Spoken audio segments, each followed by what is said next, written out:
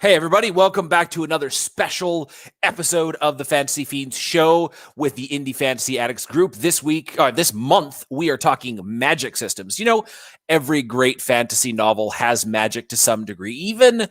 Even the ones that have it in the background, it's still there just enough that it's awesome. So that's honestly what makes fantasy so much fun, because you get to play with magic to make the absolutely impossible come real. So it's awesome to be able to talk about magic with some people who happen to write magic in their books.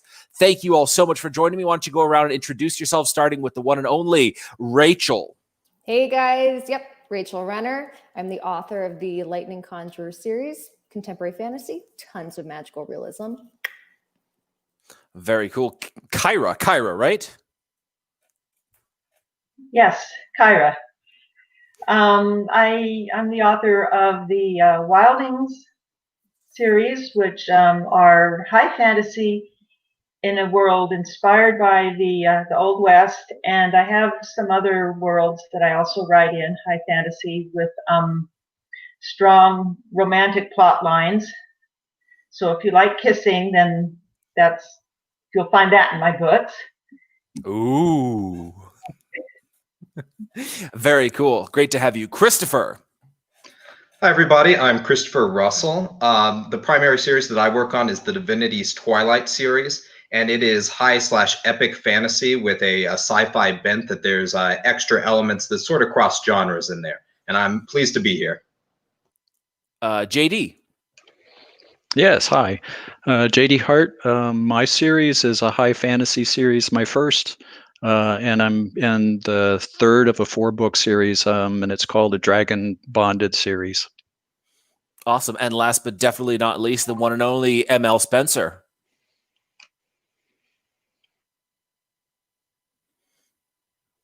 The ML Spencer who is currently on mute and is going to unmute herself. Wow, you think I'd be used to this by now? Okay, so yeah, I'm ML Spencer, and I'm in the process of transitioning from grimdark fantasy to more of a epic kind of high fantasy. So we'll see if I can successfully pull that off. Exciting. All right. Well, you know what? Let's get into probably the most important question of the day. To you, authors and readers, what is magic in fantasy? When you open a fantasy book for the first time, or you sit down to write one for the first time, when you think magic, what do you think of? Anybody, take it away. All right, I'll take this. Magic to me is something that breaks the laws of realism in some way. It doesn't have to go away from physics or gravity or the laws of our universe. It can even employ them, but it's something fantastical. It's something wonderful and wondrous. You have elemental magic, where you combine the elements and you do different things with them. You have magic that takes advantage of heat within the body. You have magic that bends the laws of time and space, that can pull objects from another dimension. And so it's just this neat extra element that can either weave into the plot of the story, or can just be there in the background, something to take readers on a journey that they never expected to have. And that's our job as authors, is to do something fun with it. Yeah, what Christopher said. Breaking the laws of reality. You know, it's fun to do that, but sometimes it's fun to just like to integrate reality into magic, no? To find easier ways, or like, let's say, magical ways to do things that technology does for us. Like the idea of being able to communicate across massive distances without any sort of anything, and just like a little tiny box in your hand, is absolutely magical. And so often I think a lot of the magic stuff that comes up in these books is basically just technology, but using magic, like calling it magic instead of technology. Yeah, I would agree. In my series, there are teleportation, there's communication over long distances using various means, depending on who the magic user is. But yeah, I think that's a key part. Yep. Melinda, you got anything? ML? I was just thinking of I was just thinking of the phrase by Arthur C. Clarke, any sufficiently advanced technology is indistinguishable from magic. I really like that one. Another thing I was thinking of too is I heard something lately by a science fiction author that says that they don't envy us fantasy writers lately because it seems that over time, magic in fantasy is getting harder and harder. Like when we think about hard science fiction, I'm talking hard magic systems. And they have to be extremely well researched, well thought out. They have to kind of in some way agree with the laws of physics, or at least be cognizant of the laws of physics. So just kind of like an interesting observation there.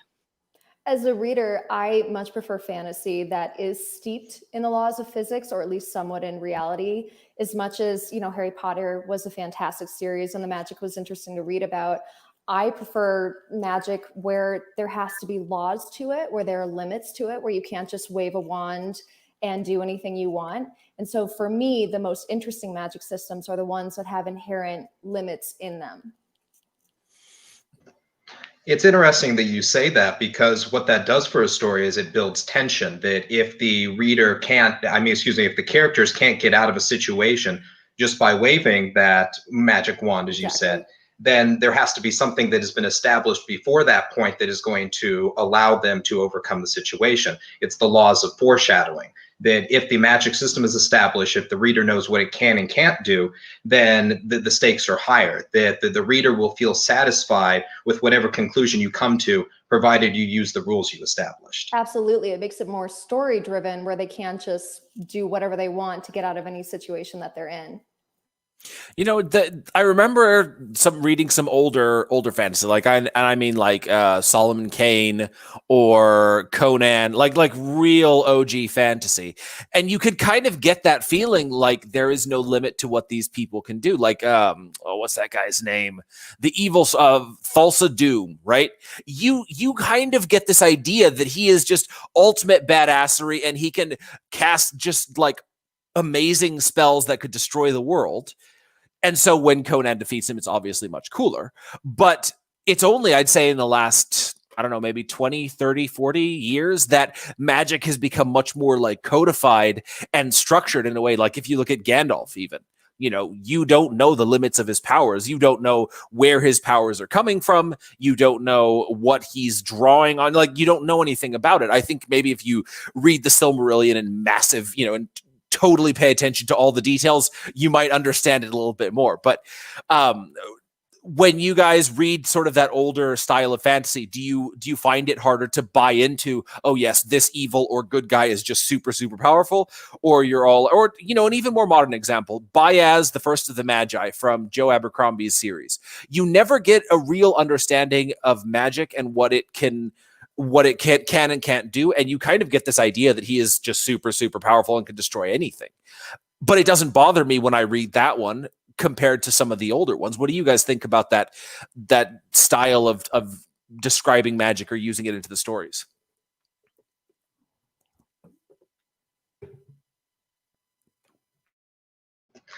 Okay, I'll hop in again. Using Lord of the Rings as the seminal example, and going back to Gandalf, that he's sort of a counterpoint to the hobbits that have no magic, that is your reader insert. And you start off in the Shire where these hobbits aren't capable of great things. And it's the ordinary folk that ultimately end up being the heroes. Sam and Frodo, Sam being the hidden protagonist, in my opinion, that carry the ring to Mount Doom, where Gandalf is sort of limited by the laws of the universe, that there's a certain amount of intervention that he can apply, but he can't go too far. And that's where you have people without magic that are counterpointed by the wondrous, all the powerful Gandalf. And it basically breaks the laws of the universe. That even there in those older series, there were rules, but they were more macro rules rather than the micro rules that we're starting to see in fantasy today. What were some of the rules that Gandalf had? Because for me, and I didn't read the Silmarillion, I don't really know what he was bound by. I know that when he was gray, he was more limited. And then when he was white, it was suddenly like, he can do so much more. But I didn't know what the rules behind that was. Basically, he was equivalent to an angel, perhaps what we would look at, and he could not solve problems for people. That he could help them, but they had to make the decisions on their own. That he could not change the course of mortal history on his own. It's interesting. Yeah. So one of the things, and this is true whether it's from any of the older books that I've read, and I'm, I'm aging myself here, but going back 40 years or more. So one of the things that I've particularly found valuable in the stories, and I think something that makes a magical system function well, is that I think it needs to be integrated into the culture and the society well. I've read a lot of books, and one of the things that I feel like things that I have been unsatisfied with is when the characters and the magic system are sort of overlaid on top of it, and it's sort of like this separate aspect of the storyline that doesn't really meld, and it's not cooked into the story, I think is one of the things that I found most dissatisfying about magic systems. I think it really needs to be part of the, whether it's, for example, magic users are always looked at as bad people, or if it's a caste system, that they have a particular level or layer within that caste system that sets them apart from everyone else, or something that characterizes the magic system in a way that really makes it part of the story. I do. I agree that anything that's too, like, almost too dry or too, like, the study of physics, right? Physics is a very, very precise and mathematical thing, or, it's all broken down. And when we're reading a story, we don't exactly want to read, a doctoral dissertation. We want these things to have a bit of character to them. So magic almost takes on a character of its own. Sort of. I mean, I think that's why, say, elemental style magic, right, is so popular in both fantasy and I think urban fantasy plays a lot with that, where you've got, fire magic. You don't have a fire magic wielder who is a very calm, composed kind of person. You have a fire magic person who is fiery, right? 95% Latina, essentially. And then you've got earth magic wielders, a little bit like the Avatar series, right? You get the various personalities defined by their magic, and that, in a way, it almost what is it called, anthropomorphizes the magic. It gives personality to it, and it makes it a little bit more entertaining, as opposed to just like this nebulous force that can be touched and is very distant and incomprehensible. Yeah, in my magic system, which is based on the elements, you definitely see that a lot. People who are hydromancers and deal with water. Water in and of itself is a very amiable element. The molecules are naturally are polarized, and so they're drawn to one another, which means that people who work in water they have a naturally higher ability in their element. They don't have to work nearly as hard, so they tend to be sort of like the jocks, a little bit more laid back. Whereas with the Terramancers who deal with earth, Terramancers aren't, in my series, they don't just like throw rocks around or create fissures, in the ground. They actually can manifest individual elements themselves, and it's far more complex. So they tend to be more of like the nerds, the people who are the bookworms. So I do love that, particularly in elemental magic, where the type of element you work with sort of shapes your personality, and maybe vice versa. Now, going to the playing along the lines of elemental magic, I would say that probably Avatar is one of the most, the most well-known. Did you have a hard time differentiating yourself from the Avatar style of magic, or was it something you were conscious of, or you were just like, I'm going to write magic and it came out cool and it happened to be different? So I'm a little bit ashamed to say, don't hate me, I haven't seen Avatar. And That's for okay. me, that was really freeing because I didn't have anything affecting my magic system. And even though some of my beta readers brought it up, like, oh, have you seen this in Avatar? I actually specifically avoided it because I wanted to make sure that whatever came out wasn't influenced by that anyway. So I hope, and based on what my readers said, there aren't overlaps, but I need to go and watch it now that the series is done. I've heard wonderful things about it.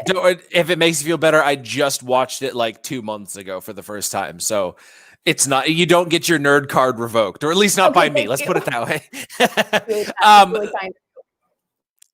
So Rachel, you've told us a little bit about your magic system. ML, why don't you tell us a little bit about the magic system in your, are we talking about your dark storm mage, all of that one, or are we talking about your new one? Which do you want to talk about? Actually, let's talk about my new one, because I just kind of want to get some hype going for that. The magic system in my new one is actually based on knots, which is kind of weird. So basically, my main character can see like all the lines that are kind of going through and making up reality. And the whole system is based upon him being able to basically tie different types of knots and different complexities of knots. And basically, a lot of these things kind of goes toward, exothermic or endothermic energy, releasing, stuff like that. So almost kind of like the concept of like chakras, like energy points in the body, that kind of thing. Yeah, it's kind of like chakras, but it's not actually more internal. It's more external. A good example is, if he ties like a certain complex knot in a certain way, that can affect things in over there in such a fashion. I don't know how to explain this. This is not my day. I have a whole like compendium and glossary of like different types of knots and what they do and how they work. I pretty much researched real knots in real life and kind of just got an idea about the functionality and stuff of different knots and kind of compiled that all into my magic system. But is he like carrying around a rope and he just ties it up, or is he like seeing the weave of the universe kind of thing and actually tying that? Like that's what his okay, that's exactly what he's doing. He's tying the weave of the universe. Okay, that's cool. It plays a little bit along the Into the Spider-Verse kind of concept where everything is connected by the web, which is a super old philosophical concept. Very much Wheel of Time-ish. Yeah. The Wheel of Time magic system is phenomenal. So if your books incorporate things that are like that, it sounds like you go even above and beyond with the knot making. I totally want to read that. That sounds awesome. Let's hope. It's good. Yeah. Kyra, why don't you tell us a little bit about the magic system in yours? There, I unmuted. Okay, well, like I said, I have two main worlds that I write in, but I'll talk about the Wildings world because that's the one that most people are reading.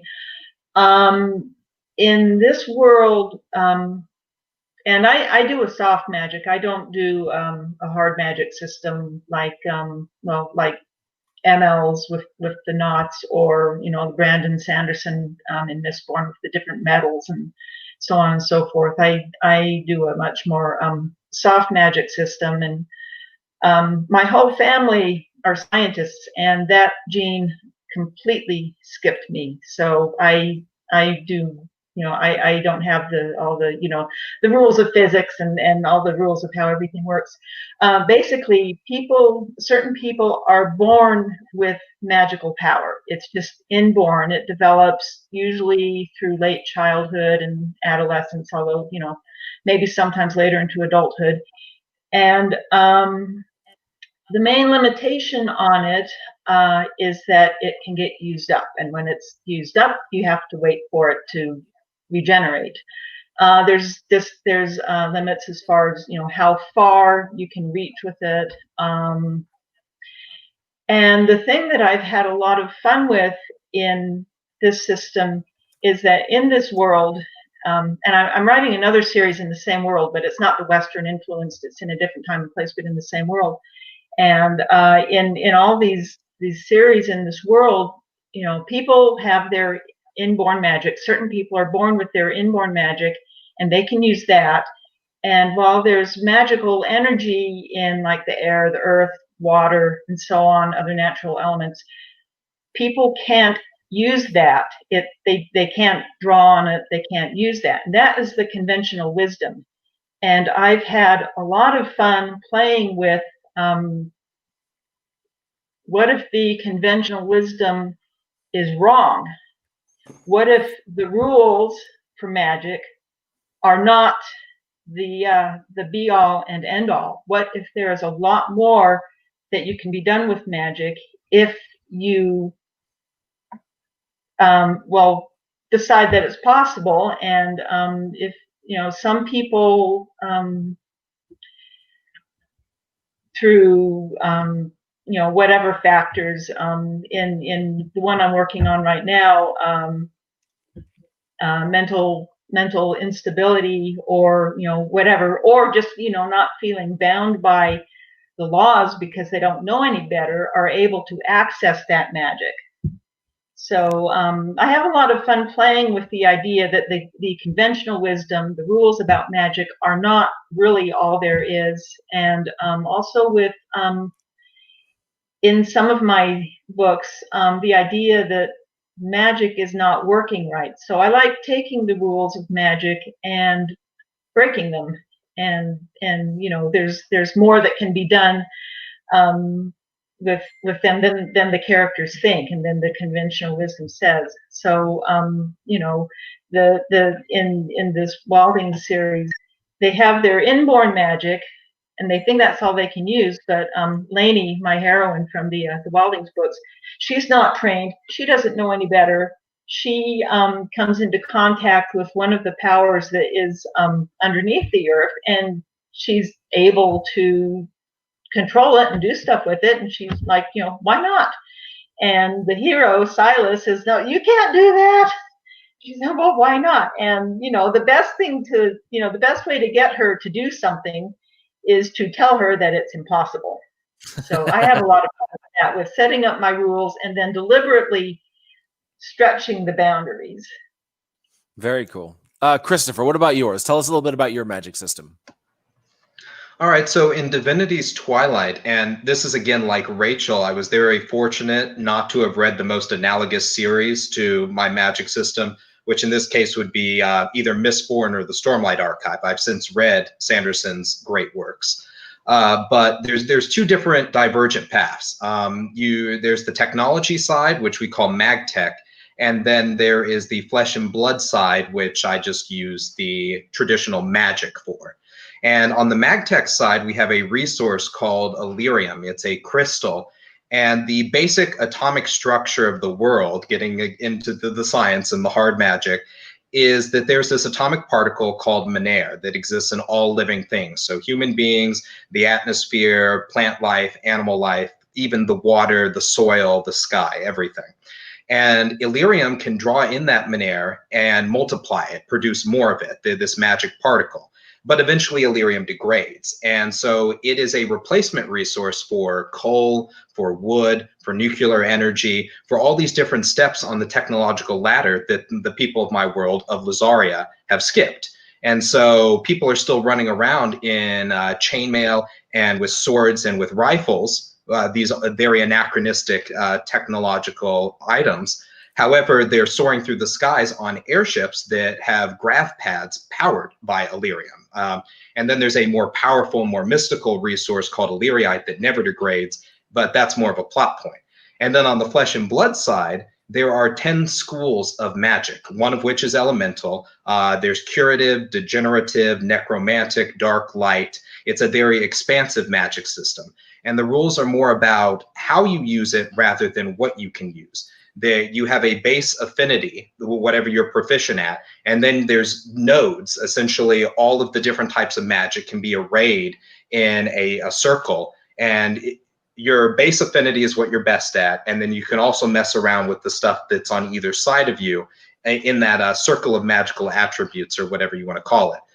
And they use Rener. It recharges with rest or with healing or with essentially time down. You can actually degrade your body. You can literally fall apart if you use too much Rener. It's called a Rener imbalance syndrome. So again, very medical, very hard on that side. But you can do pretty much anything you want. You need a verbal or a physical catalyst to use it. If you use Illyrium from the MagTech side, you can be more efficient. You can avoid running into Rener imbalance syndrome.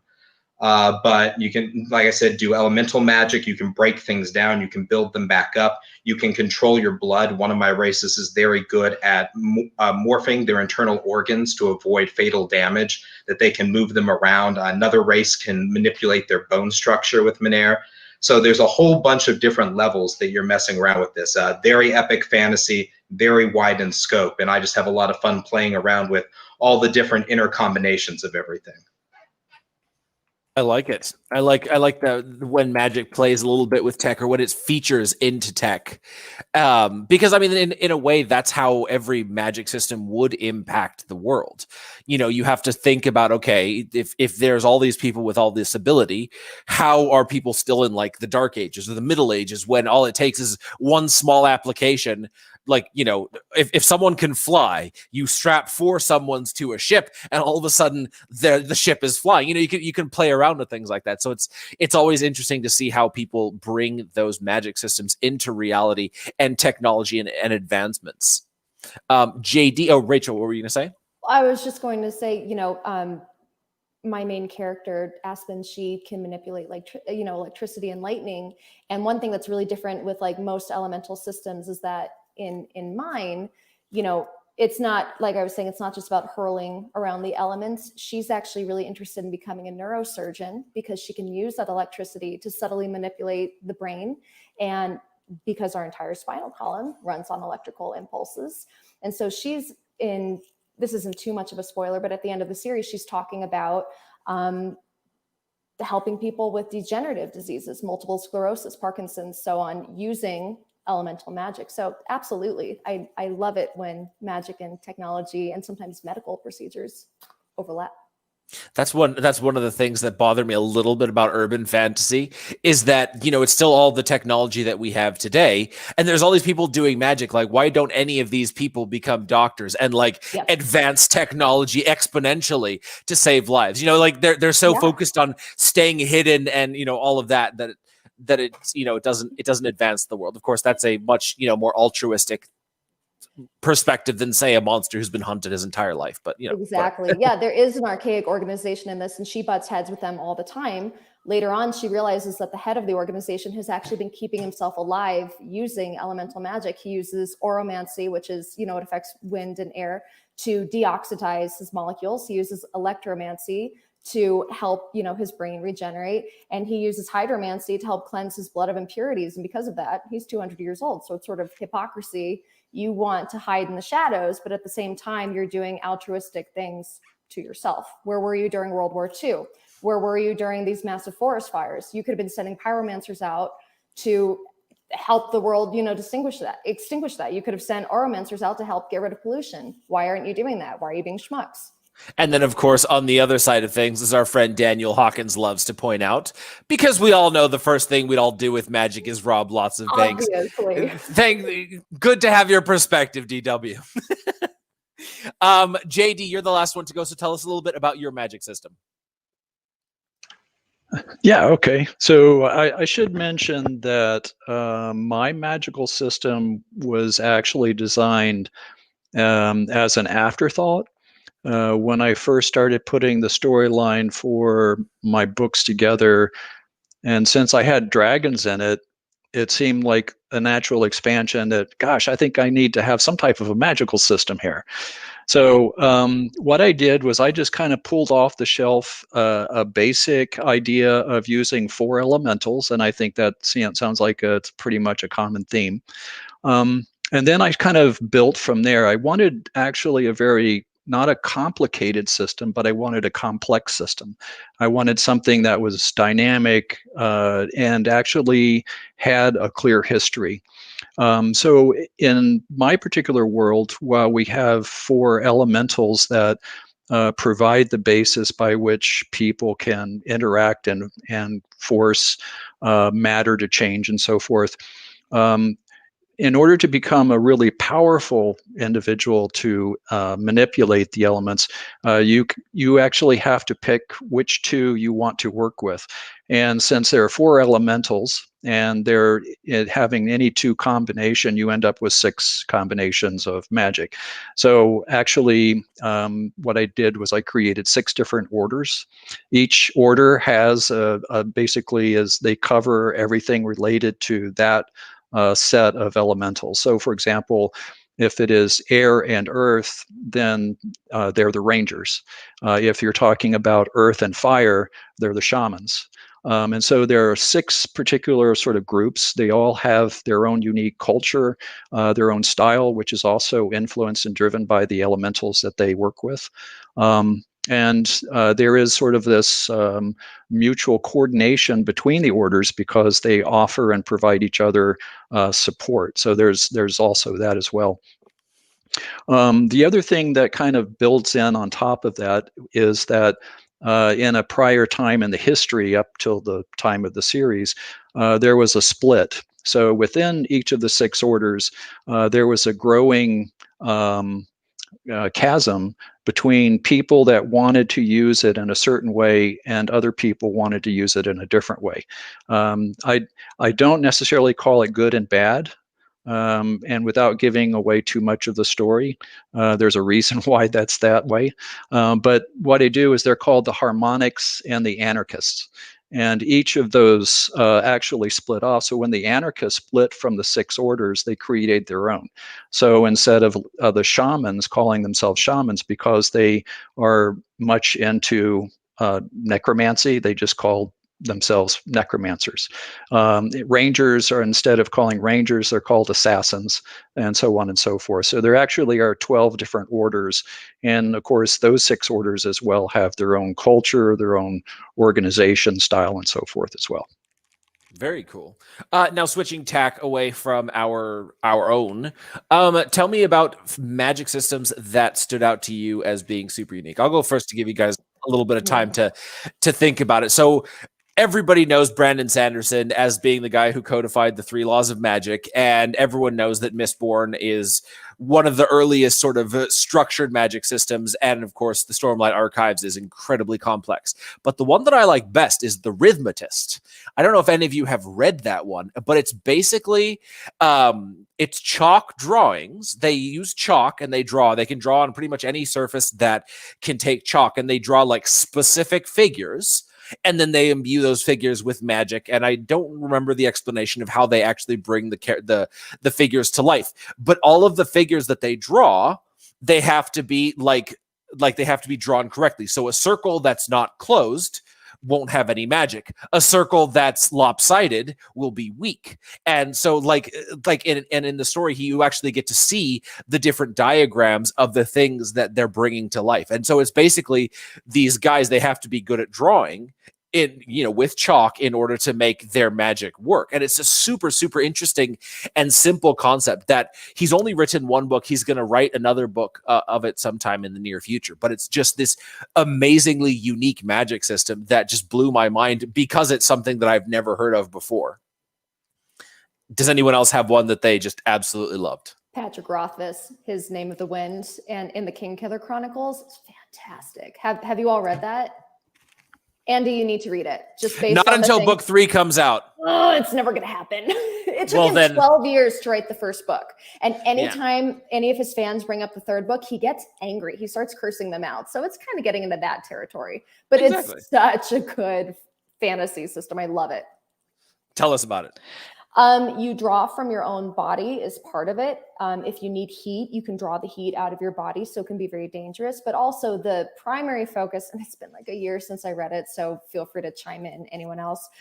You have to know the names of things, not just wind, but wind has a very specific name that almost nobody knows. And once you learn that entity's name, you have control and power over it. Somebody else who's read it, jump in, because you're going to be so much more eloquent than me. Do it.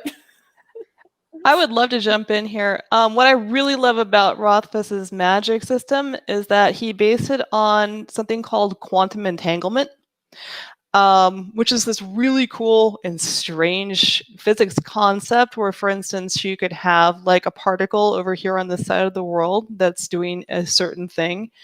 and its kind of matching particle could be like on the other side of the world. And if you influence one, it'll influence the other. And that's kind of where he gets his magic system from, where you bind different things together and then use those I forgot to about that. It's been influence so long each since other. I read it. I forgot about that part. That's awesome. Very cool. Anyone else have a magic system that stood out to them?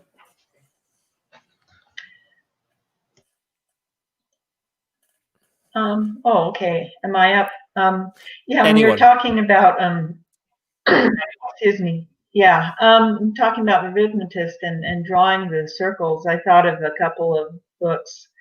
Well, actually, I made notes ahead of time, and that kind of goes along with these. One book that I loved, The Golden Key, and that's by Jennifer Roberson, Melanie Ron, and Kate Elliott. And the magic is painting. It's set in a magical equivalent of the Spanish Renaissance, which was a really fascinating setting. And magic is worked by painting, and they have artists can paint. And I don't remember exactly how it works, if it's, you know, the paints they use and the things they use to make the paint, or if it's combined with their inborn ability. I think it's a combination of both. The paintings they make are binding. So like if you're making a contract with someone, then you get an artist to paint a picture of what the contract is about, and that is binding. So, you know, like if there's a marriage, then they paint a picture of the couple and whatever, you know, dowry and whatever is being brought into the marriage, and that is binding. And then, so I love the unexpected in magic. You lay out the rules and then you put the twist on it, and the protagonist, try not to spoil this. This is a wonderful book. I love this book. Finds a way to actually capture life in a painting, to actually bind someone's life into a painting. And that was so cool. Anyway, that's a great book. I really recommend it. Another one I thought of, this isn't very well known, is this is an old one, I think from the 90s. Illumination, the author is Terry McGarry, and the magic is done through writing and lettering. So it's like, you know, the medieval style calligraphy and the illuminated letters, and that is what makes the magic. They have to, you know, form the lettering, the symbols, the colors, everything just right to create the magic.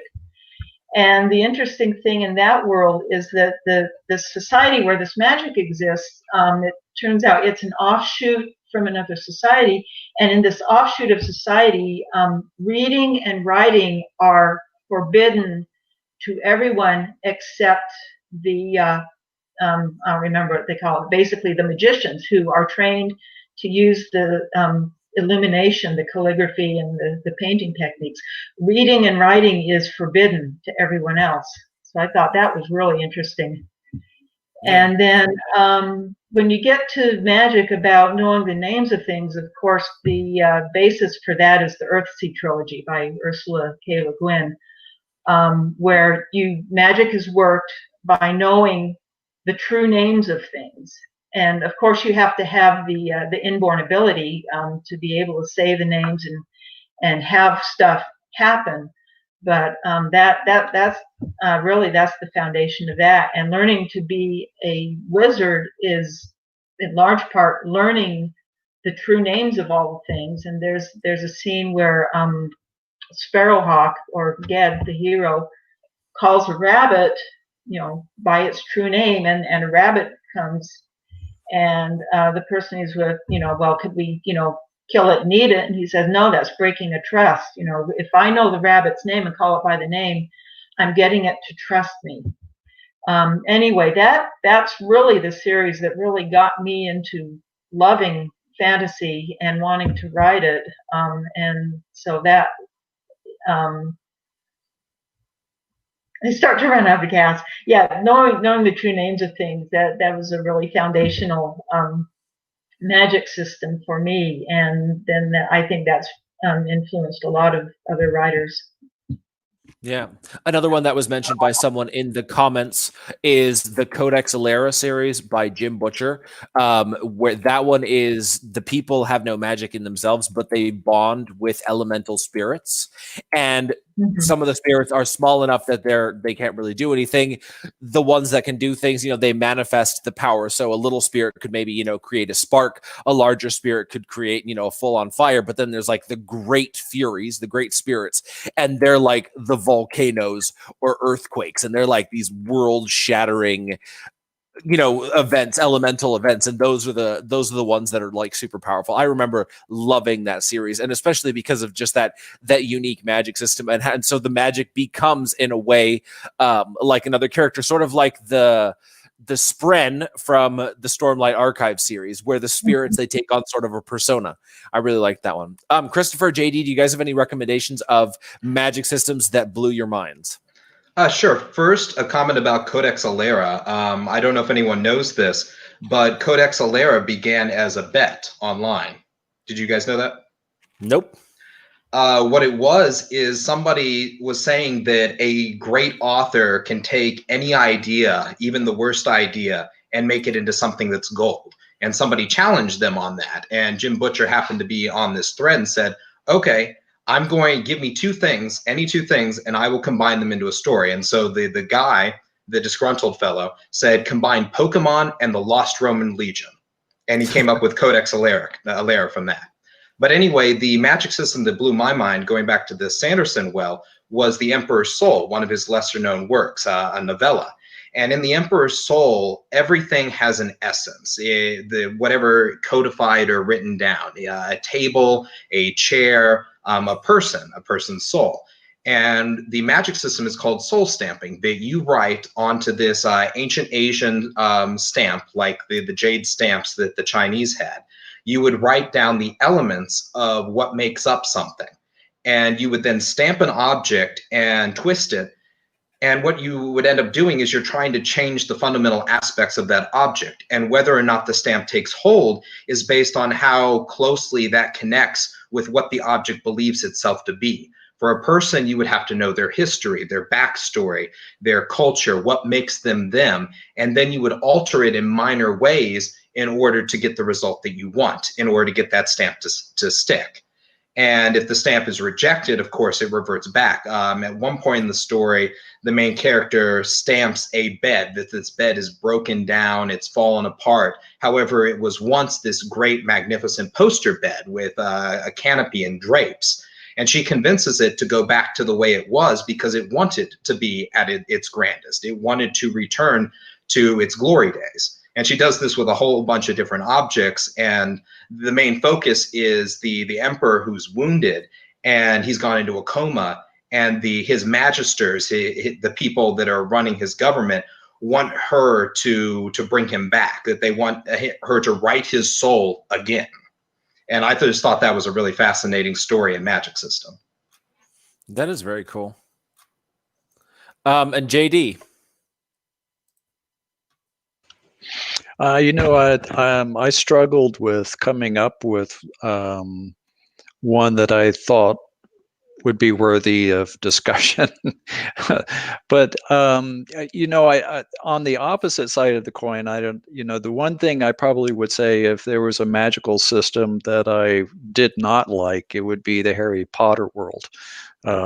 But I tend to focus. I think that just in general, I find that there's a lot of enjoyment just reading about lots of different worlds, and I don't think so much about the magic system as I do the storyline. I think it really needs to, what if there is a magical system? Even stories that I really enjoyed had really lousy magic systems, and I've seen others that had great magic systems that had lousy stories. So I think that's why the Mistborn series is so fantastic. The storyline is phenomenal and it blows you away. Every ending is crazier than the last, but the magic system is really good with everything based in metals and having the different elementic powers. Yeah, I was gonna mention earlier, I think Christopher, you were telling us a little bit about yours, and it reminded me of Or no, Kyra was talking about sort of stretching the limits of magic and how the limitations that we know in your series weren't actually the case. And it reminded me of sort of the difference between the first era Mistborn and the second era Mistborn. In the first era Mistborn, people could only use one very specific form of magic, and they couldn't cross. But then in the second era, the technology of the magic has advanced so much that everyone who has that ability automatically has two abilities from each different magic system. And combining those two things made for such an interesting additional layer of complexity, but also, it makes for interesting story because you now have, say, twice as many different kinds of magic users with these different abilities combined. And it makes for so much more entertaining when the original was just these are the limits and that's it. I haven't read. Yeah, I've read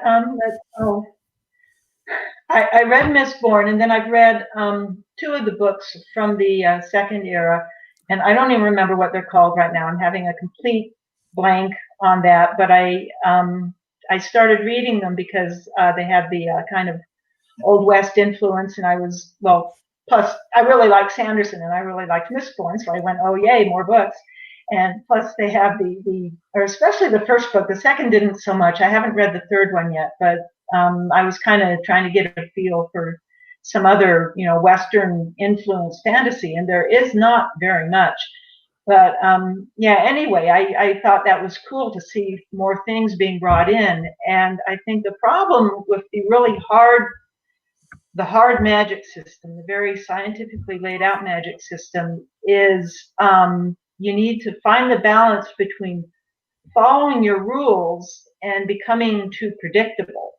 So I think it's valuable to leave some openings in there, some things that are uncertain, or some other possibilities that you can bring in to shake things up so that it doesn't become predictable. Okay, so they're going to do this, and this is what happens, but you can't do this, so you can't do that. I like seeing where, I said before, I like pushing the boundaries and finding where people were wrong about what they thought the rules were of magic, and finding new ways that magic works, still within the general guidelines of the world, but breaking out from the rules a little bit. I like to think of rules more like suggestions or guidelines. So break out from the guidelines of magic and from the conventional knowledge, what everyone assumes is true. Interesting. Now, here's a question. This is a little bit more of an author-focused question, which I know a lot of readers like sort of seeing the nuts and bolts, how the sausage is made. So, as authors, how do you layer in the magic so that the readers understand the magic system without it being too dry? So, like, I'm gonna guess that none of you guys have sort of the young guy finds out he's a magic user, goes to school, goes through the whole progression, that style of thing where he goes to lessons and has all of that. But how did you layer in the magic so that you can explain the rules of the world, explain the limitations, so that you could then break them without being too dry or info dumpy? I actually had a little bit of what you said, which is that my main character is she's being forced into a cult, more or less, and they're trying to get her as powerful as possible. So there is a moment where they're working with her to kind of break through this and figure out the extent of her magic. And so there is a little bit of that where they're trying to force her through that. And so that helped to kind of lay down some of the laws for at least a couple of the elemental branches. But no, she doesn't go to wizard school. That is the easiest way to do it, but it's been done a lot. So, Kyra, what about you? In the first book of the Wilding series, the heroine, Lainey, she has magical power. People in this frontier land don't like wizards. They fled to the frontier from the civilized lands, which are dominated by mages. And so they don't like mages, and she has magical power from a distant ancestor that she's inherited. But she's untrained, and so she meets the hero in the aftermath of a shootout in the street. We have the the Western thing, and there's a shootout, and she's afraid. She's trying to protect herself, and lets out this burst of magic. And the hero, who is a trained, highly skilled mage, finds her, and so we see the process of him starting to. Well, a whole bunch of other stuff happens, and the training doesn't really start until the second book. So as their relationship develops and as the story develops, he is also trying to train her in magic. And so I guess it's not really the magic school thing, because the plot is not on hold while she goes to magic school. The plot is continuing, and they are kind of on the run together. And so he's trying to train her, and he's realizing as he's training her that her magic, she was, there's magic in the earth, and a person's inborn magic is influenced by the magic in the location where they're born. They think they can't use that magic, but it influences their own magic. And he's realizing that her magic works very differently from his, because he was born in a completely different country. So I'm showing that process of her learning to control her inborn power, and him learning how her power is different from what he knows. So that's one way I'm doing that. Another way that I like is just to show your trained mage, show their internal process as they're doing something. He's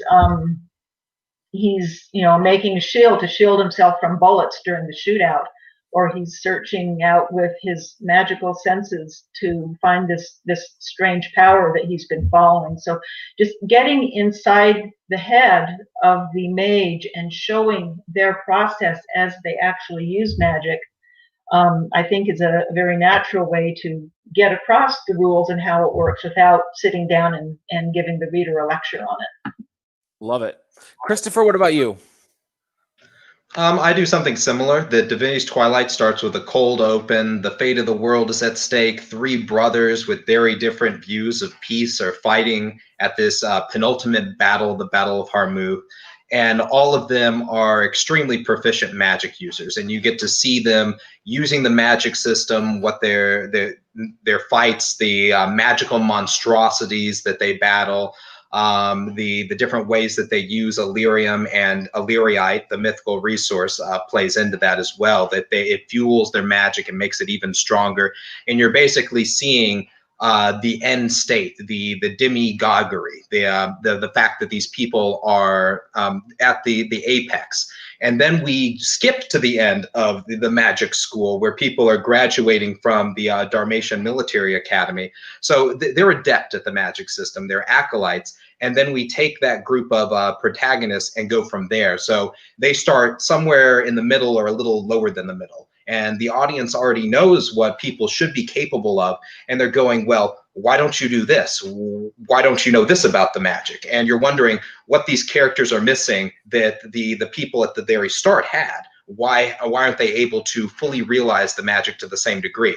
And it brings up a sort of enigma, a sort of mystery that has something been lost in the 700 years since that event, or is the teaching changed, or is something wrong with the magic? There's a lot of stuff that plays into the plot. You know, it kind of reminded me of sort of the opening of a lot of video games, where you start with the full powered character and you see all the cool badass stuff they can do. And then it cuts to, like the cutscene, and you start off with the new character who's got, one magic ability or something. Like that was just the thought that I had, that structure of the opening. JD, what about you? Yeah, so the only rule that I follow is I only introduce and explain magic when I think it is beneficial to the reader to understand what's happening. If I don't see that there's any value, if I think that it's going to slow the story down, I will just bypass it. Mostly because I guess my perspective is that the story really isn't about the magic. So if I feel like that, okay, so as an example, if the characters within an order are using 2 elementals. If anyone else happens to be around who uses any combination or any of those 2 elementals themselves, they'll be able to detect that someone is getting ready to cast a spell. So it's sort of like an aspect that in the story I don't even discuss that until it gets to a point where that's important, and then only at that point, and then just move on. So I think just as a general rule, I've just, since magic isn't a key part of the storyline, I just drop a little bit of information there for the reader to understand what's going on or why a particular character is behaving or making a decision in a certain way. Interesting. And ML, what about you?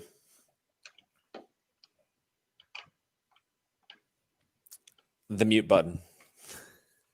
I'm terrible. I'm going to go back to the last series for this one. Ren Wars, the magic system was really in your face in Ren Wars. And it was incredibly complicated. So I guess what I did was I kind of introduced it by having it be part of the inciting incident in the book. And because you had all these events spiraling kind of downward because of the magic system, I got to do a lot of exposition without slowing down the pace. The entire problem of the book was based upon a problem with the magic system. And so it kind of really was able to kind of get out there and be explained very rapidly without bogging down. I like it. Very cool. Well, you know what? We are pretty much at the end of our time. So now's the time for you to tell readers where they can find you. We're going to go in reverse order like we haven't been doing. ML, why don't you tell people where they can check you and your books out? I unmuted. They can check me out on my website, which is mlspencerfiction.com. Very cool. And all your books are on Amazon? Yeah, they're all on Amazon. And exclusive to Amazon? Kindle Unlimited? Yeah. Yep, Kindle Unlimited exclusive. Excellent. Very cool. JD, where can readers find you and your books? Yeah, so I think if you just Google the word Dragon Bonded, DragonBonded, you'll be able to find both my website as well as find it on Amazon. It is on Kindle Unlimited. Oh, it's not on. It is on Kindle Unlimited, so you can also get it there as well. All right, whatever you do, don't Google Dragon Bondage, because that is a very, very That's a different. You'll not get my stories there. Exact same thing. Yeah, definitely going to get you a very different rabbit hole. Christopher, where can people find you? First, I have to admit that that's what I thought he said at first too. So that was everybody here. That was why I had second, to you can spell find Divinity's Twilight at my website, ChristopherRussellAuthor.com. And it is going to be on Amazon, and I've gone wide with distribution, so you should find it at all other ebook retailers and some physical retailers. If it's going to be at a physical retailer, that's going to be September 22nd of this year. So look for it all over the place. Very cool. Kyra. Okay, you can find out all about all my books, not just the Wilding series, at my website, www.KyraHalland.com. That's Halland with an A, Halland. I think anyway. My website, www.KyraHalland.com. And my books are available at fine ebook retailers everywhere: Amazon, Apple, Barnes & Noble, Kobo, Google Play, and more. You can find all the links on my site. Very cool. And last but not least, Rachel. I have to say, I'm actually a little bit disappointed, Andy. Before we went on here, before we were live, you talked about a magic system that was based on sex. You never brought it up. I thought you were going to. I was trying to find it, but I realized I had to be a good host, so I had to stop going down that rabbit hole. That's how I ended up on Dragon Bondage. It was, that specific type of research. If you can't find it, I highly suggest that you write it into your next series. Just different types of sexual acts will elicit different types of magical responses. Yeah, done. I'd read that. You can find the Lightning Conjure series paperback books on Amazon. Otherwise, the ebook is wide. You can get it anywhere you want. If you want signed copies from me, you can go to the Lightning Conjure series on Facebook. Very cool. And you all know where to find me tonight at 6 p.m. Pacific time. We'll be back for Deranged and Questing episode 7. Tonight we are venturing. We're still in the Death Circle. We're going to find the first step in our next big mission to save young Abelard from being destroyed. So tune in 6 p.m. tonight Pacific time, by the way, 8 p.m. Central. We will see you in a few hours. Have a great afternoon. Everybody wave at the camera now. This is the part where we